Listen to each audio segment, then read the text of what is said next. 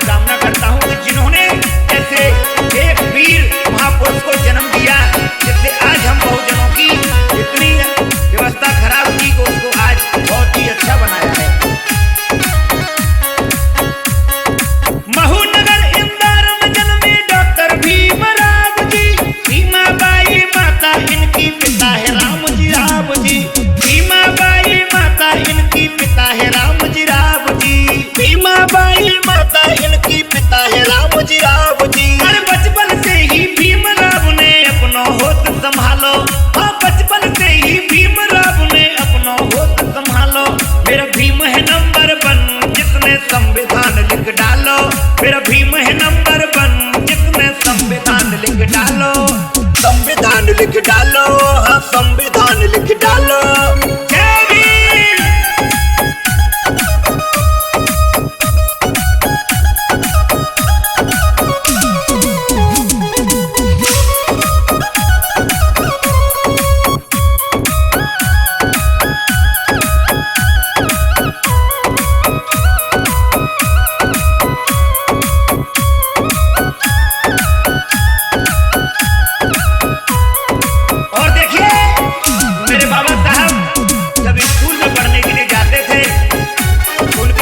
व्यवहार रखते थे स्कूल के मास्टर, सुनिएगा अरे पटल भीम दीवाना की आवाज में। बाबा साहब जाते थे जब पढ़ने तो स्कूल में 10 मीटर की दूरी बना के पढ़ते थे स्कूल में, 10 मीटर की दूरी बना के पढ़ते थे स्कूल में। देख देख ऐसी हालत को दिल को खुल गो तालो, देख देख ऐसी हालत को खुल गो दिल को तालो। मेरा भीम है नंबर 1 जिसने संविधान लिख डालो, मेरा भीम है नंबर 1 जिसने संविधान लिख डालो। और संविधान लिख डालो, हाँ संविधान लिख डालो।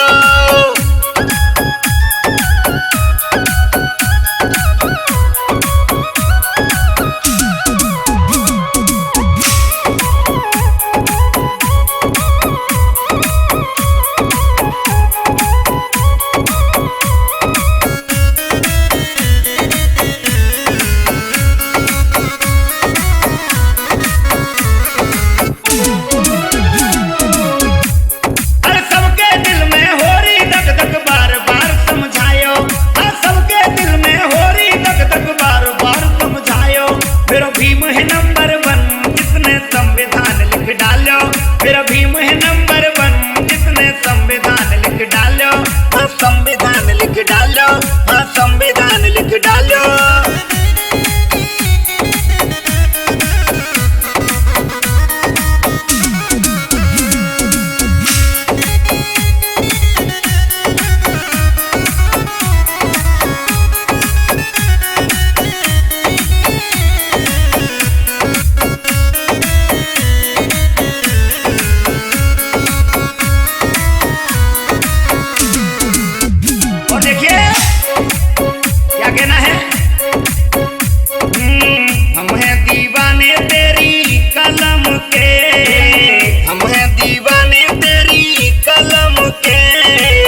हम हैं दीवाने तेरी कलम के, हम हैं दीवाने तेरी कलम के।